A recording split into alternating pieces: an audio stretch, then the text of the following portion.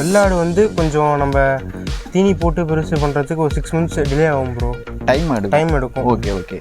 இது செம்மறி ஆடு வந்து டைம் பீரியட் நம்ம கம்மி தான். நம்ம தேக்கு யூஸ் பண்ணியிருக்கோம் ப்ரோ. அப்புறம் ஸ்டெப்ஸுக்கு வந்து பணம் யூஸ் பண்ணியிருக்கோம். ஒவ்வொரு டிசீஸுக்கும் ஒவ்வொரு மாதிரி அறிகுறி காட்டும் ப்ரோ. இப்போ பிபிஆர்னா ஒரு மாதிரி பச்சை கலர்னா கழிக்கும் ப்ரோ. அம்மா போட்டுருந்துச்சுன்னா தனியாக முடங்கி படுத்துக்கும். அப்புறம் மார்னிங் சைலேஜ் கொடுப்போம். அப்புறம் மதியம் வந்து கடலப்பொடி, நைட்டு வந்து இந்த பொட்டுன்னு சொல்லுவாங்க, பொட்டுகள் கொடுக்குறோம். ஆமாம் ப்ரோ. ஒரு வெயிட் வந்து அப்ராக்சிமேட்டாக ஒரு 12 to 13 kg வாங்கிட்டு வருவோம். நம்ம வாங்கிட்டு வரும்போது விற்கும் போது 35-30 இந்த மாதிரி கொண்டு வந்துடணும். அப்போ தான் நமக்கு ப்ராஃபிட் இருக்கும். எந்த ஃபெஸ்டிவல் வந்தாலும் அது 90 days முன்னாடி கால்குலேட் 90 days 100 days முன்னாடி விட்டணும். நம்ம முன்னாடி விட்டோம்னா நமக்கு ப்ராஃபிட் இருக்கும். அது இடப்பட்ட நாளில் விட்டோம்னா கம்மியாக தான் இருக்கும். ப்ரோ கீழே வந்து கோழி, நாட்டுக்கோழி விட்டுருக்கோம் ப்ரோ. அப்புறம் வாத்து வளர்த்துறோம். எதுக்குன்னா இந்த மாதிரி இந்த புழக்கையெல்லாம் இந்த ஸ்மெல் வரக்கூடாது. ஓகே. இந்த ஒரு ரீசனுக்காக வளர்த்திட்டு இருக்கோம் ப்ரோ. ஆக்சுவலாக நாங்கள் பிளான் பண்ணிட்டு இருக்கிறோம் இந்த மாதிரி ஃபியூச்சரில் இந்த மாதிரி அந்த 50க்கு 17 ஷீட்டுக்கு பிளான் பண்ணிட்டு இருக்கிறீங்க. சூப்பர். இந்த ஷீப்லேருந்து ப்ரீட் பண்ணி அதுலேருந்து குட்டி எடுத்து மீட் பர்பஸுக்கு வளர்த்து வைக்கலாம். அந்த மாதிரி பிளான் பண்ணிட்டு இருக்கோம் ப்ரோ. ஃபியூச்சரில் கண்டிப்பாக அப்டேட் வரும் அதுக்கு. தமிழ் சொந்தங்கள் அனைவருக்கும் வணக்கம். தமிழ் பறவை யூடியூப் சேனல்லேருந்து நான் உங்கள் முருகேஷ். பொதுவாக பண்ணைகளை பற்றி நிறைய காணொலிகள் நம்ம சேனலில் பார்த்துட்டே வந்திருக்கிறோம். நீங்கள் ஒரு பண்ணை ஆரம்பிக்கிறீங்களா இருந்தால் நம்ம சேனலில் உங்களுக்கு கண்டிப்பாக யூஸ்ஃபுல்லான வீடியோஸ் நிறைய வந்திருக்கும். இன்றைக்கி நம்ம வந்திருக்கிறது ஒரு ஆட்டு பண்ணை, அதுவும் பரன்மேல் வளர்த்துற ஆட்டு பண்ணைக்கு தான் நம்ம வந்திருக்கிறோம். ஒரு வெட்டினரி ஸ்டூடெண்ட்டோட இன்வால்மெண்ட் தான் இந்த பண்ணை வந்து ஆரம்பித்து இப்போ சக்ஸஸ்ஃபுல்லாக ரன் பண்ணிட்டு இருக்கிறாங்க. எந்த அளவுக்கு இந்த பண்ணையை வந்து லாபகரமாக ரன் பண்ணிட்டு இருக்காங்க அப்படிங்கிறத இந்த காணொலியில் ஃபுல்லாகவே பார்க்கலாம். அதுக்கு முன்னாடி நம்ம சேனலுக்கு நீங்கள் புதுசாக இருந்தீங்கன்னா கண்டிப்பாக சப்ஸ்கிரைப் பண்ணி ஃபாலோ பண்ணிட்டு வாங்க. நிறைய காணொளிகள், பயனுள்ள காணொளிகள் நம்ம சேனலில் வந்துட்டே இருக்கும். வாங்க வீடியோக்குள்ளே போகலாம். பிரதர் வணக்கம். வணக்கம் ப்ரோ. பிரதர், இந்த நம்ம ஆட்டு பண்ணை வச்சுருக்கிறோம், பரன்மேல் வளர்த்திட்டு இருக்கிறோம். இந்த ஃபார்ம் வந்து நம்ம எங்கே இருக்குங்க பிரதர்? ப்ரோ இந்த ஃபார்ம் வந்து சிங்கம்பேட்டை எல்லக்காடு, பவானி டு மேட்டூர் மெயின் ரோடுக்கு ப்ரோ. Okay brother. இப்போ அந்த பண்ணை அப்படிங்க வரும்போது நம்ம வந்து எவ்வளோ வருஷமாக அதை வச்சுட்டு இருக்கிறோம்? ஒரு லாஸ்ட் ஒரு 5 years வச்சுட்டு இருக்கோம் ப்ரோ. 5 years வச்சுட்டு இருக்கிறீங்க. சரிங்க பிரதர். நம்ம ஒரு வெட்டினரி ஸ்டூடெண்ட்னு கேள்விப்பட்டோம். ஸ்டூடெண்ட் இப்போ வெட்டினரி படிக்கிறதுக்கு முன்னாடியே நம்ம ஆரம்பிச்சிட்டோமா, இல்லை வெட்டினரி ஜாயின் பண்ணிட்டு அதில் இன்ட்ரெஸ்ட் வந்தங்காட்டி பண்ண ஆரம்பிச்சிங்களா? இல்லை ப்ரோ, வெட்டினரி படிக்கிறதுக்கு முன்னாடி ஆரம்பிச்சிட்டோம். நமக்கு இன்ட்ரெஸ்ட் இருந்துச்சு. ஓகே. வீட்டில் டிஸ்கஸ் பண்ணிட்டு அவங்களுக்கு இன்ட்ரெஸ்ட் இருந்ததுனால ஆரம்பிச்சிட்டோம் ப்ரோ நம்ம. ஓகே. அதுக்கப்புறம் தான் இப்போ ஒரு லாஸ்ட் 1 year அவங்க வெட்டினரி படிச்சுக்கிறேன். ஓகே. இப்போ பண்ண வந்து வீட்டில் பார்த்துக்கிறாங்க ப்ரோ எல்லாம். ஓகே சரிங்க பிரதர். இப்போ நிறைய பண்ணைகள் இருக்குது. நம்ம ஏன் இந்த பரன்மேல் ஆடு வளர்ப்பில் நம்ம ஏன் ஆர்வம் காட்டி இதை வளர்த்திட்டு இருக்கோம் ப்ரோ? இப்போ பரன்மேல் ஆடு வளர்த்தோம்னா நமக்கு கொஞ்சம் ஒர்க்கு கம்மி ப்ரோ. ஓகே. நோய் அதிகமாக தாக்காது கண்டிப்பாக. அதனால் அது ஒரே ரீசனுக்காக தான் பரன்மேல் வளர்த்துறோம். சரிங்க. அதை தாண்டி நம்ம இதில் இன்கம் அதிகமாக வருது அப்படின்னு ஏதாவது? அப்படிலாம் எதுவும் இல்லை ப்ரோ. கீழே வளர்த்ததும் ஒன்று தான், மேலே வளர்த்ததும் ஒன்று தான். மேலே வளர்த்தோம்னா கொஞ்சம் ஒரு 3 months ஒருக்கா க்ளீன் பண்ணிக்கலாம். இந்த புழக்கெல்லாம் கீழே போய் விழுந்துடும். கீழே வளர்த்தோம்னா நம்ம டெய்லியும் க்ளீன் பண்ண வேண்டியதாக இருக்கும். அது கொஞ்சம் கஷ்டம். அதனால் இப்போ இந்த ஷெட்டுக்கு வந்துட்டு முக்கியமான தேவை பரனுக்கு இந்த வந்து மரங்கள் அடிக்கிறது தான். நம்ம எந்த மரங்கள் யூஸ் பண்ணியிருக்கிறோம்? நம்ம தேக்கு யூஸ் பண்ணியிருக்கோம் ப்ரோ. அப்புறம் ஸ்டெப்ஸுக்கு வந்து பனை யூஸ் பண்ணியிருக்கோம், பனை மரம். ஓகே. மேஜராக தேக்கு தான் யூஸ் பண்ணியிருக்கோம். அதுதான் நல்ல லைஃப் கிடைக்கும், நல்லா பண்ணியிருக்கோம். சரிங்க பிரதர். இந்த 30க்கு 17 ஷெட்டில் எந்த அளவுக்கு நம்ம வந்து ஆடுகளை நம்ம விடலாங்க? ஒரு 100 to 110 விடலாம் ப்ரோ. 110 கம்ஃபர்டபுளாக 100 to 110 விடலாம். இப்போதைக்கு இந்த ஷெட்டில் நம்மகிட்ட எவ்வளோ ஆடுகள்? ஒரு 100 இருக்குது ப்ரோ. 100 இருக்குது. இப்போ நம்ம ஆரம்பிக்கும் போதே வந்து இந்த ஷெட்டு போட்டு 110 குட்டிகளை வச்சோமா இல்லை ப்ரோ? ஸ்டார்டிங்கில் நம்ம அந்த ஆப்போசிட் சைடில் இருக்கிற ஒரு ஷெட்டில் வளர்த்தணும் ப்ரோ. 50 அதுமே பறன் வச்சு தான் வளர்த்துனீங்களா எப்படிங்க? இல்லை ப்ரோ, அது பறனில் வளர்த்தல ப்ரோ. கீழே விட்டு வளர்த்துருந்தேன் நல்லா லேண்டில். ஓகே. அதுக்கப்புறம் அதுலேருந்து ஒரு லாபம் பார்த்துட்டு அதுலேருந்து பறனை எடுத்து அடித்தோம் ப்ரோ. ஓகே. அதில் எந்த அளவுக்கு ப்ராஃபிட் வருதுன்னு பார்த்துட்டு அதுக்கப்புறம் சரி ஓகே போகலாம் அப்படின்னு ஒரு நமக்கு இந்த ஃபீல்டு தான் முடிவாயிருச்சு. அதனால சொல்லி ஃபுல்லாக இன்வெஸ்ட் பண்ணியாச்சு ப்ரோ. ஃபுல்லாக இன்வெஸ்ட் பண்ணி. Okay bro. அப்போ இன்வெஸ்ட்டுங்கிற போது தான் கேட்கணும். இந்த 30க்கு 17 ஷெட் இருக்குது, இது எவ்வளோ ஆயிருக்கும் ப்ரோ? ப்ரோ லாஸ்ட் 5 years முன்னாடி போடும்போது இந்த பறன் மட்டும் ஒரு 2.5 வந்துச்சு ப்ரோ. 5 years முன்னாடி? 5 years முன்னாடி. இந்த ஷெட்டு ஒரு 1.8 அந்த மாதிரி அந்த ரேஞ்ச் வந்துச்சுங்க ப்ரோ. ஓகே. டோட்டல் ஒரு 5 ஆயிருச்சு. 5 lakh ஆயிடுச்சு. சரி ப்ரோ. பறன் வளர்ப்பில் நிறையா ஆடுகளை வளர்த்தலாம், வெள்ளாடாக இருக்கட்டும், இந்த மாதிரி நிறைய ஹைப்ரிடெல்லாம் இருக்குது. நம்ம ஏன் இந்த நம்ம நாட்டு செம்மறி ஆடுகளை வளர்த்திட்டு இருக்கோம் ப்ரோ? இதுதான் ப்ரோ நமக்கு ப்ராஃபிட்டு. ஓகே. அதிகமாக நோய் எதுவும் தாக்காது. ஓகே. நமக்கு இத்த கொஞ்சம் ஹை டிமாண்டில் இருக்குது செம்மறி ஆடு. நமக்கு எந்த மெயின்டெனன்ஸ் அதிகமாக இது இல்லை ப்ரோ. ஓகே. எல்லோரும் இந்த செம்மறி ஆடு தான் விரும்புகிறாங்க மீட் பர்பஸ்க்கு. கண்டிப்பாக. அதனால் சரி ப்ரோ. இப்போ வந்து நம்ம நாட்டு செம்மறி ஆடுகள் வளர்த்திட்டு இருக்கிறோம்.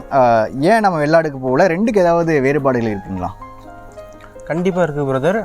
வெள்ளாடு வந்து கொஞ்சம் நம்ம தீனி போட்டு பெருசு பண்ணுறதுக்கு ஒரு 6 months டிலே ஆகும் ப்ரோ. டைம் எடுக்கும். Okay okay. செம்மறி ஆட்டுக்கு அந்த மாதிரி கிடையாது. டியூரேஷன் 90 days தான். அதுக்குள்ளே மீட் இன்க்ரீஸ் க்ரோத் ஆயிரும். அதனால் நமக்கு பிரச்சனை இல்லை. அதனால் நம்ம செம்மறி ஆடு வளர்த்துறோம். மோஸ்ட்டாக எல்லாம் செம்மறி ஆடு தான் விரும்புகிறாங்க நம்ம சைடில். கண்டிப்பாக. பறன் போட்டாவே நோய்கள் குறைஞ்சிரும். அதையும் மீறி ஏதாவது நோய்கள் நம்ம ஆடுகளை தாக்குதுங்களா? கண்டிப்பாக தாக்கும் ப்ரோ. இந்த மாதிரி வின்டர் டைமில் பிபிஆர்ங்கிற ஒரு டிசீஸ் தாக்கும் ப்ரோ. Okay okay. இந்த சம்மர் டைமில் அப்புறம் அம்மைங்கிற ஒரு நோய் தாக்கும் bro. Chicken box. Okay okay okay. இப்போ அதிகமாக இந்த பண்ணை முறையில் வளர்த்தும் போது கண்டிப்பாக இது 2 மேஜராக இது 2 தாங்க ப்ரோ. Okay okay. கண்டிப்பாக ஒரு எந்த பண்ணையாக இருக்கட்டும் அது வந்து நம்ம ஒரு லாப நோக்கில் கொண்டு போவோம். இப்போ நம்ம செம்மறி ஆடுகள் நம்ம ஃபார்மில் வச்சுருக்கும்போது முக்கியமாக பார்த்தீங்கன்னா இதுக்கான தீவனங்கள் கொடுக்கறது ரொம்பவே இம்பார்ட்டன்ட்டு. நம்ம எந்த மாதிரி தீவனங்கள் நம்ம கொடுத்துட்ருக்குறோம் ப்ரோ? மார்னிங் சைலேஜ் கொடுப்போம். சைலேஜ். அப்புறம் மதியம் வந்து கடலக்கொடி.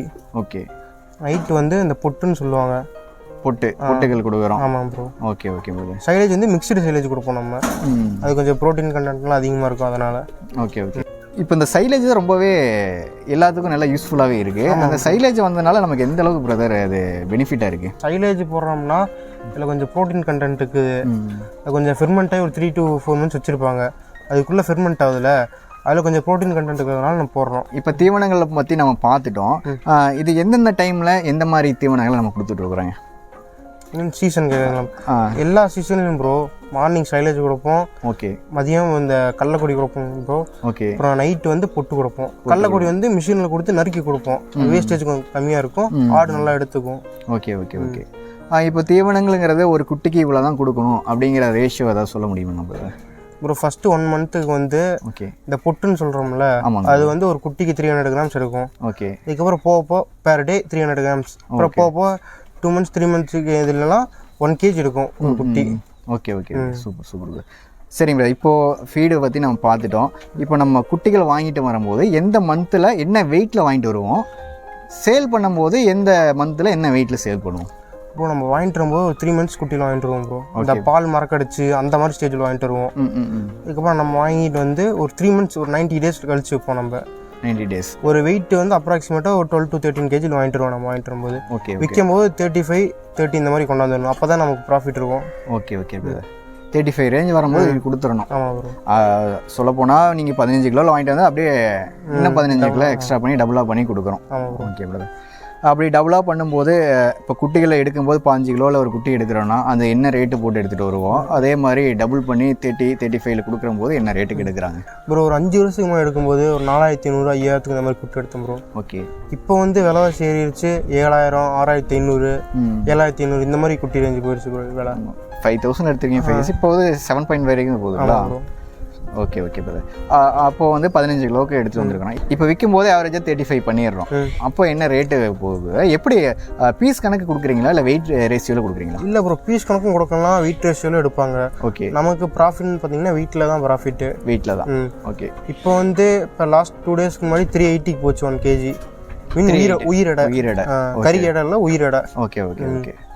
380 போகுதுன்னா அப்போ மேக்ஸிமம் எவ்வளோ வரைக்கும் ப்ரோ மார்க்கெட்டில் போயிட்டுருக்கு ப்ரோ? மேக்ஸிமம் இன்னொரு பொங்கல் சீசன் வரும்போது ஒரு 400, 410 போகும் ப்ரோ. 410 வரைக்கும். அதுக்கப்புறம் குறையும் ப்ரோ. 350, 330 இந்த மாதிரி வரையும். 330 வரைக்கும் கூட போகுங்களா? ஆமாம் ப்ரோ போகும். இப்போ 330ங்கும் போது அந்த அளவுக்கு விற்றோம்னா நமக்கு ப்ராஃபிட் நிற்கும். ப்ராஃபிட் கிடைக்காது ப்ரோ. நம்ம டைம் வரையும் வெயிட் பண்ணணும். நம்ம வெயிட் பண்ணணும். அதான் சீசன் பார்த்து கரெக்டாக விடணும்னு சொல்லுவாங்க. அதை ஓகே ஓகே.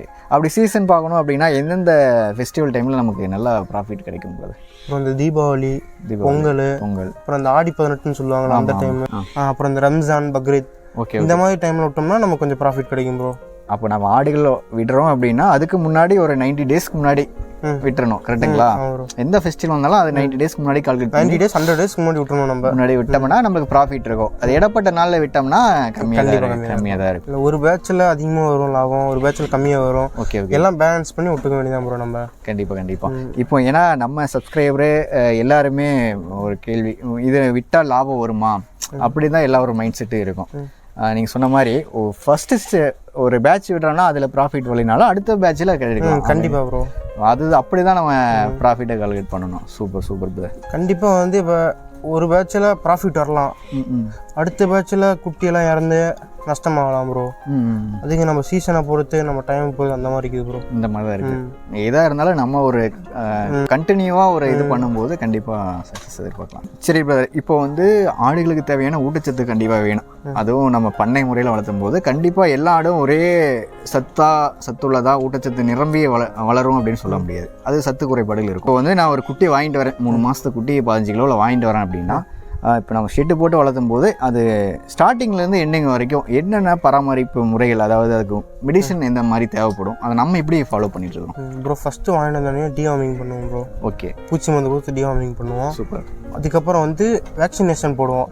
அந்த டைமில் என்ன டிசீஸ் அதிகமாக பரவுதோ அதுக்கான வேக்சினேஷன் போடுவோம். Okay okay. Monthly once deworming பண்ணுவோம். அப்புறம் லிவர் டானிக் கொடுப்போம் bro. Liver tonic weekly once கொடுப்போம். ஓகே. அது கொடுக்கலாம், ஒரு பிரச்சனை இல்லை. அதுக்கப்புறம் வந்து சளி மருந்து மந்த்லி ஒன்ஸ் கொடுப்போம், இந்த மாதிரி சளி இருக்கும்போதெல்லாம்.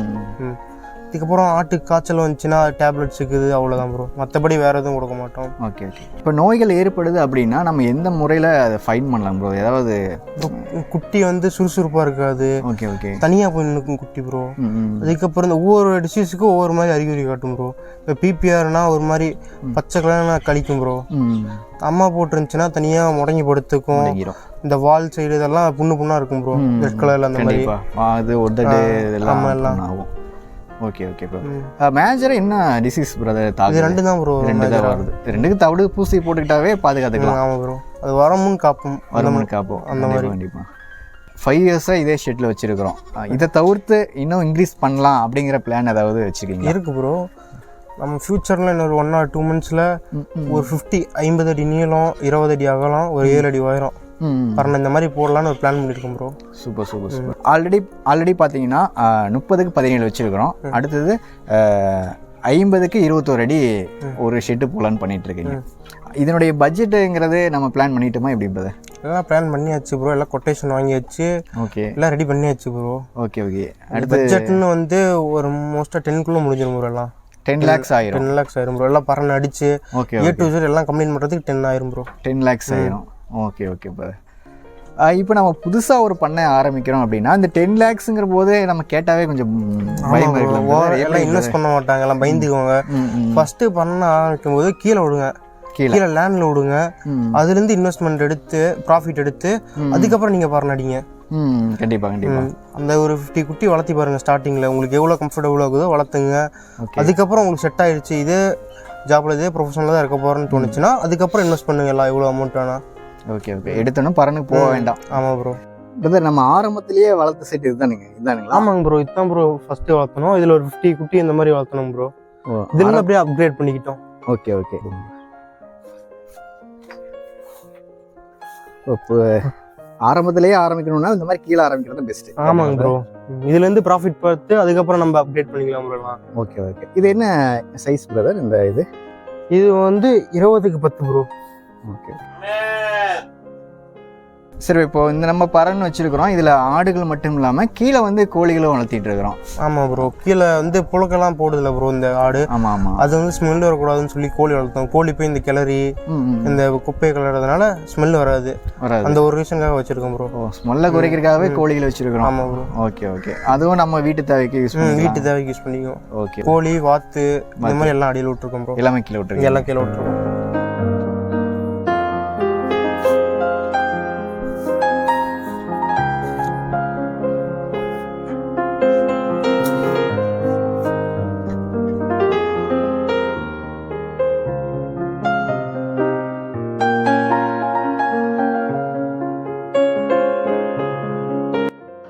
அப்புறம் இந்த குப்பை வந்து ப்ரோ நம்ம ஒரு லோடு 3500 அந்த மாதிரி இருக்கும் ப்ரோ. 3005 வரைக்கும். ஆமாம் ப்ரோ. 3 months ஒன்றும் க்ளீன் பண்ணிடுவோம். Okay okay okay. சரிங்க ப்ரோ. இவ்வளோ நாளாக நம்ம ஒரு 5 இயர்ஸாகவே நம்ம ஆடுகளை குட்டிகளாக வாங்கி தான் வெயிட் இன்க்ரீஸ் பண்ணி விற்றுட்ருக்குறோம். நம்ம ஏன் தாயாடுகளை வச்சு குட்டிகளாக நம்ம உருவாக்கி ப்ரீடிங்க்கு யூஸ் பண்ணி நம்ம வளர்த்தக்கூடாது? நல்ல கொஸ்டின் கேட்டிருக்கீங்க ப்ரோ.